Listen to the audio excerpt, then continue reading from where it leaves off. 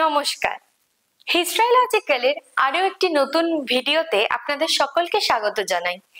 আজকে আমরা আপনাদের রাজস্থানে অবস্থিত খাটু শ্যাম মন্দিরের কথা বলবো।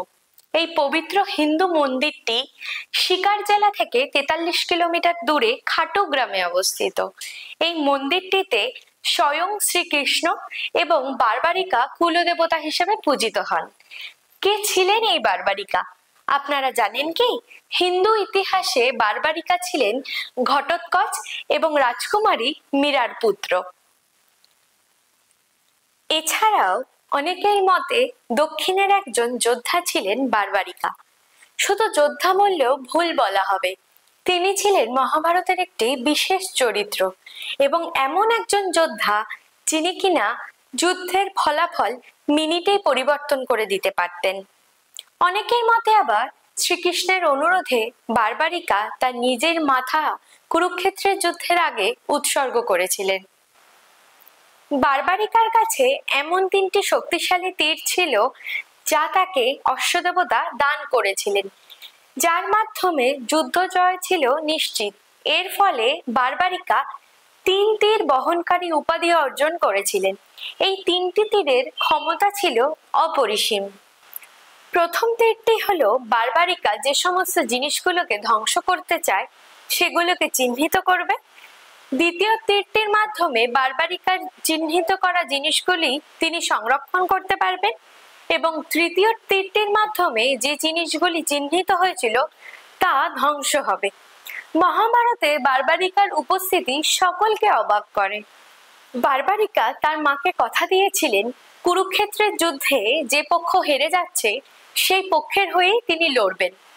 এরই মধ্যে স্বয়ং শ্রীকৃষ্ণ ছদ্মবেশে পরখ করে নেয় কে কতক্ষণে যুদ্ধটি শেষ করার কথা মনে করছেন।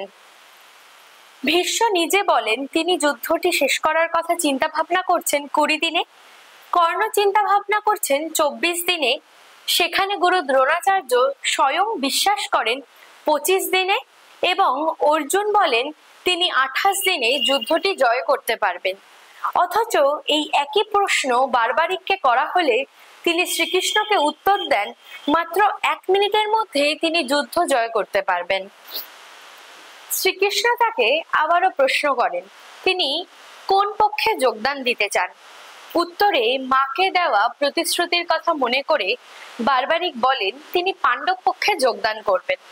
কিন্তু তিনি তখনও জানতেন না তার এই সিদ্ধান্ত তার প্রতিশ্রুতির বিরোধিতা করবে এবং তাকে ক্রমাগত দিক পরিবর্তন করতে বাধ্য করবে। পরিস্থিতি বুঝতে পেরে বারবারিক বিচলিত হয়ে পড়লে স্বয়ং শ্রীকৃষ্ণ এর সমাধান বের করেন।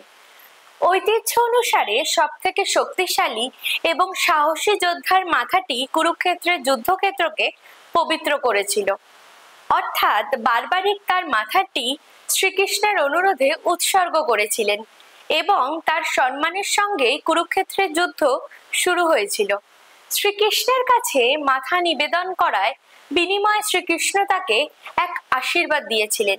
কলিযুগের মানুষেরা তাকে শ্যাম নামে চিনবে, যা শ্রীকৃষ্ণের অসংখ্য নামের মধ্যে একটি। শ্রীকৃষ্ণ তাকে এই বর দিয়েছিলেন যে উৎসর্গের সঙ্গে কৃষ্ণ নাম স্মরণ করার মাধ্যমে যারাই বারবারিককে উপাসনা করবে তাদেরই মনের ইচ্ছে পূরণ করা হবে। কৃষ্ণপক্ষের দ্বাদশ তিথিতে ফাল্গুন মাসে বারবারিককে বলি দেওয়া হয়েছিল। বারবারিক শ্রীকৃষ্ণের কাছে আবেদন করেন কুরুক্ষেত্রের যুদ্ধের শেষ পর্যন্ত তিনি সাক্ষী হিসেবে থাকতে চান। শ্রীকৃষ্ণ তার এই ইচ্ছে মঞ্জুর করলে তার মাথাটি যুদ্ধক্ষেত্রের দৃশ্যসহ পাহাড়ের এক চূড়ায় স্থাপন করা হয়। কলিযুগ শুরুর বহু বছর পরেও সেই স্থানটি অস্পষ্ট ছিল। পরবর্তীকালে এক গরুর থোকা থেকে দুগ্ধ স্বতঃস্ফূর্তভাবে প্রবাহিত হয়ে সমাধিস্থলের কাছাকাছি আসে। এই ঘটনায় অবাক গ্রামবাসীরা জায়গাটি খুললে মাথাটি প্রকাশ পায়। মাথাটি এক ব্রাহ্মণের কাছে দেওয়া হলে ব্রাহ্মণ সেই মাথাটির অনেক দিন ধরে পূজা অর্চনা করে থাকেন।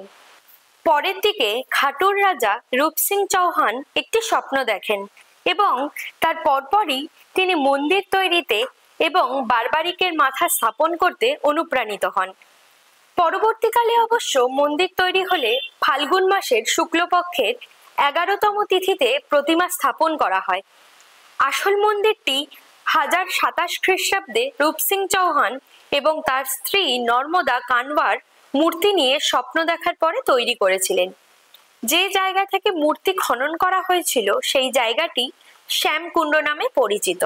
শ্যামকুণ্ড হলো মন্দিরের কাছে একটি পবিত্র পুকুর, যেখান থেকে বাবা শ্যামের শীষ বের হয়েছিল।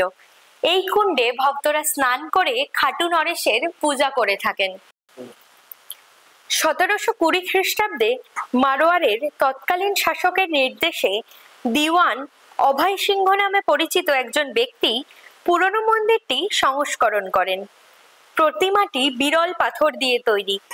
আরেকটি মন্দির গুজরাটের আহমেদাবাদের লাম্বাতে অবস্থিত। এখানে তিনি বলিয়াদেব নামেও পরিচিত। খাটু শ্যামের মন্দিরটি স্থাপত্যে সমৃদ্ধ। গর্ভগৃহের শাটারগুলো সোনার চাদর দিয়ে আবৃত। কাঠামো তৈরিতে চুন, মর্টার, মার্বেল এবং টাইলস ব্যবহার করা হয়েছে। মন্দিরটির প্রবেশদ্বারের সামনে একটি খোলা জায়গা রয়েছে। শ্যামবাগিচা নামক বাগান থেকে বাছাই করা ফুল দেবতাকে নিবেদন করা হয়ে থাকে। শ্যামের পরম ভক্ত আলু সিং এর সমাধিও রয়েছে এই বাগানের মধ্যেই। এই মন্দিরের কমিটি প্রায় প্রত্যেক বছর গ্রামে উৎসব এবং নানা গুরুত্বপূর্ণ অনুষ্ঠানের আয়োজন করে থাকেন। 4 দিন ব্যাপী ফাল্গুনের মেলা জুড়ে খোলা থাকে এই মন্দিরটি। সবশেষে বলি, আপনারা যদি খাটু শ্যামের মন্দির দর্শন করতে চান তাহলে অবশ্যই অনলাইনে রিজার্ভেশন করে নেবেন, কারণ রিজার্ভেশন ছাড়া দর্শনের অনুমতি পাওয়া যায় না। খাটু শ্যাম সম্পর্কে আমাদের আজকের তথ্য এইটুকুই। আমাদের এই তথ্যগুলো ভালো লাগলে আমাদের চ্যানেল হিস্ট্রোলজিক্যালটিকে সাবস্ক্রাইব করবেন।